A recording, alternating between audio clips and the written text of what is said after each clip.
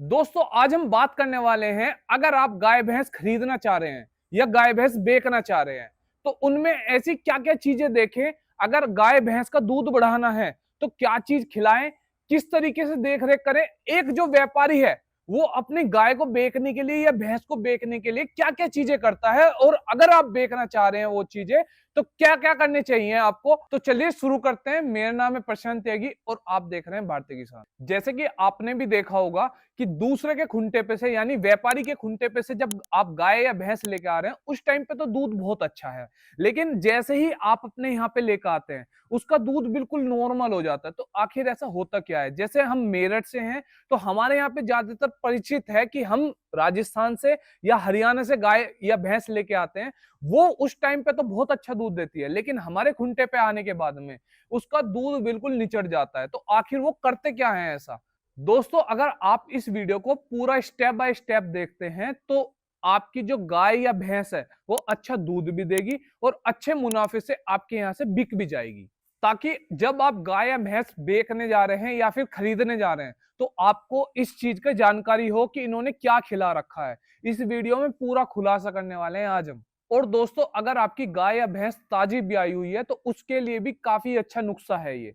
तो ये जो व्यापारी लोग होते हैं सबसे पहले इनका जो काम होता है वो जैसे ही इन्हें पता लगता है कि ग्राहक इनकी गाय या भैंस को देखने आ रहा है तो उसको तेल लगा के नहवा धुला के बढ़िया से जब खड़ा करते हैं, फिर ये लोग क्या करते हैं, ये अपनी गाय भैंस को लेके आते हैं।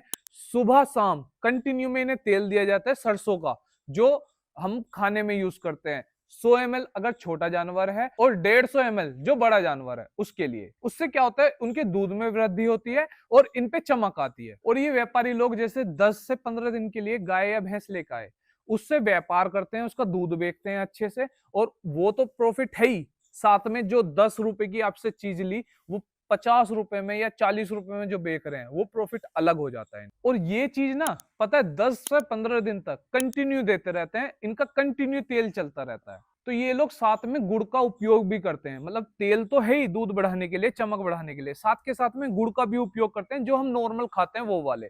उससे क्या होगा, और वृद्धि करेगा उसके दूध को बढ़ाने के लिए। अब आप पूछोगे गुड़ को खिलाएं कैसे। गुड़ को वो लोग क्या करते हैं, गर्म पानी लिया, उसमें गुनगुना कर लिया, मतलब जितना आप पी सको उस तरीके से इतना नॉर्मल कर लिया, और जो गुड़ है आधे से 1 किलो जो गुड़ लिया आपने उसे घोल लिया अच्छे से, और उसके बाद में गाय या भैंस के आगे रख दिया, उसे आराम से वो पी लेगी। ठीक है, उससे क्या होता है, उससे मैग्नीशियम फास्फोरस वगैरह ये सारी चीजें बढ़ जाती हैं, उसकी जो पाचन शक्ति है उसमें भी इंक्रीज आता है, तो उससे खाती भी ज्यादा है और उससे फिर दूध भी जाते देती है। मीठा होने की वजह से गाय या भैंस उसे इजीली पी भी लेती है। तो उससे क्या होता है, मतलब जितना गाय या भैंस वो दूध दे सकती है उससे पूरी हाइप पे चली जाती है, मतलब उससे ज्यादा वो दूध नहीं दे सकती, तो उसकी पूरी क्षमता खोल देते हैं वो लोग इसे खवाने की वजह से। गर्मियों के मौसम में तो ये ताजे पानी में पिलाते हैं, क्योंकि उस टाइम पे गर्मी ज्यादा होती है तो ठंडा पानी ही बेटर रहता है। और अगर सर्दियों की बात करूं तो सर्दियों के टाइम पे वो ठंडा पानी नहीं पी सकते, इस वजह से थोड़ा सा गुनगुना पानी ले लिया और उसे मिक्स करके उसी तरीके से पिला दिया। तो व्यापारी का यही कारण होता है कि उनकी जो गाय या भैंस है वो तो काफी अच्छा दूध दे देगी, लेकिन वहीं अगर हमारे खुंटे पे आ गई, हम क्या खिलाते हैं, हम तो चोकर खिला दिया या हमने ज्यादा ज्यादा नियार डाल दिया, नियार डालने के साथ साथ एक दो प्रोडक्ट वैसे डाल दिए, तब भी हमारा दूध नहीं प्रॉपर बढ़ता है इनका गाय भैंसों का। वो लोग इसे प्रॉपर अच्छे से ट्रेनिंग पूरा देते हैं, सुबह शाम देते हैं, तो इस वजह से दूध उस टाइम पे बहुत अच्छा रहता है। फिर हमारे यहाँ पे आके वही सेम दिक्कत आती है कि भाई दूध नहीं है, वो इस वजह से है। जहां आप लोग सोचते हैं कि 1 कटोरा खल का और 1 कटोरा चोकर का डाल के आप काम हो जाएगा, लेकिन वो लोग ऐसा नहीं करते, उन्हें तो आपको बेचना है। तो वो लोग जहां आप 1 कटोरा धर रहे हैं वो धरेंगे 10 कटोरे या दो, जितना वो खा सकेगी उतना। तो इसीलिए इनका जो दूध का जो पीक लेवल है वो उस टाइम पे बिल्कुल पीक लेवल होता है। और इसी वजह से जब आप देखोगे कि इस गाय या भैंस के बिल्कुल हड्डी दिख रही है, वहीं आप देखोगे बिल्कुल वो मस्त है इस टाइम पे, वो इसी वजह से क्योंकि उसे खाने को प्रॉपर मिल रहा है और उसकी जो पाचन शक्ति है वो बिल्कुल अच्छे से काम कर रही है। और वो लोग क्या करते हैं, साथ के साथ में किसी अच्छी कंपनी का वो लोग प्रोडक्ट ले आते हैं, उससे दूध बढ़ जाता है ना, मतलब वो भी चल गया ये भी चल गया, गुड़ भी चल गया, मतलब तेल भी चल गया, साथ में एक प्रोडक्ट जो आते हैं ये अच्छी कंपनी का आप देख सकते हैं, जाके चेक कर सकते हैं, कोई सा भी जो बेटर लगे आपके अपने डॉक्टर से सजेस्ट करें कि भाई ये चीज है, उसमें आप जो भी होगा बेस्ट वो बता देगा अपने हिसाब से।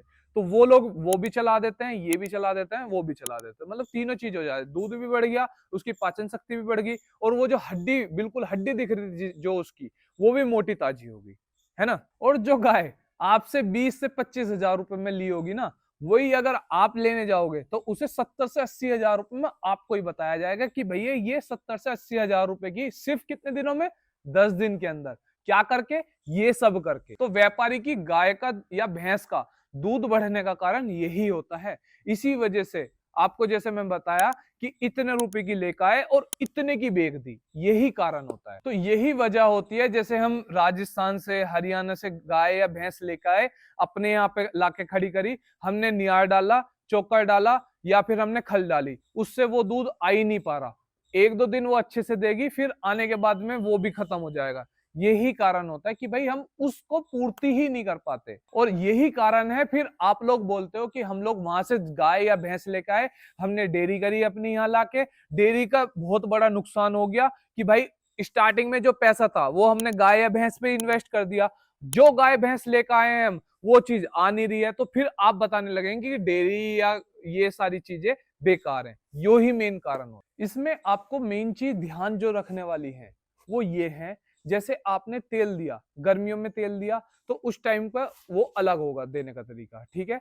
सर्दियों में तेल दिया उसका अलग होगा, जैसे मैंने गुड़ का भी बताया वो भी अलग होगा, ठीक है। इसमें मेन चीज होगी, जैसे आपने तेल दिया उसके बाद में आपको पानी का बहुत ध्यान रखना है कि आपको पानी नहीं देना। जो गुड़ है उसे साथ में आप फीड के साथ में जैसे नियार के साथ में भी दे सकते हैं। और सबसे मेन चीज है, बस ये ध्यान रखिए कि ओवर फीडिंग ना कर ले, वो मतलब ओवर ना खा ले, उसमें बहुत मेन चीज दिक्कत हो जाती है। और सबसे बड़ी बात, गर्मियों में सरसों का तेल बहुत ही कम मात्रा में देना, जितना आपकी गाय अब है खपा सके। उससे क्या होगा, आपके जो पशु हैं उनमें दस्त लगने की संभावनाएं हो सकती। वो लोग क्या करते हैं साथ के साथ में, जैसे ये तो चली गया, ठीक है, साथ के साथ में वो लीवर जो होता है ना, लीवर की भी दवाई देने लगते हैं। लीवर से क्या होगा, जो वो खाएंगे वो पचेगा, और जो वो पचेगा वो दूध भी देगी, वो अपने शरीर में भी लगाएगी, दोनों चीज हो जाएंगी। मतलब आप अगर लेके आ रहे हैं, मान के चलो आप ले आए, उन्होंने खाया, ठीक है, पहली बात तो वे कम खाएंगी आपके यहाँ पे आके, ठीक है। दूसरी बात, आप लीवर का तो कुछ दे नहीं रहे, तो वो पचाएगी भी कम, तो पचाएगी भी कम तो दूध भी कम देगी, उसके शरीर में भी कम दिखेगा। तो यही कारण हो जाता है कि आपके यहाँ पे आके वो बिल्कुल हल्की हो गई। दूसरा, वो दूध नहीं दे रही है। तो किसान भाइयों, यही था तरीका, जो पशुपालक होते हैं या फिर जो व्यापारी होते हैं वो इसी तरीके से दूध बेचते हैं। हम ऐसी ही इनोवेटिव चैनल पे वीडियोस लाते रहते हैं, आप चैनल सब्सक्राइब कर लीजिए। कोई किसान भाई है जो पशुपालक है साथ के साथ में, उसके पास ये वीडियो का लिंक जरूर शेयर करें ताकि उसकी कुछ हेल्प हो सके। हम ऐसी ही वीडियो बनाते रहते हैं। धन्यवाद।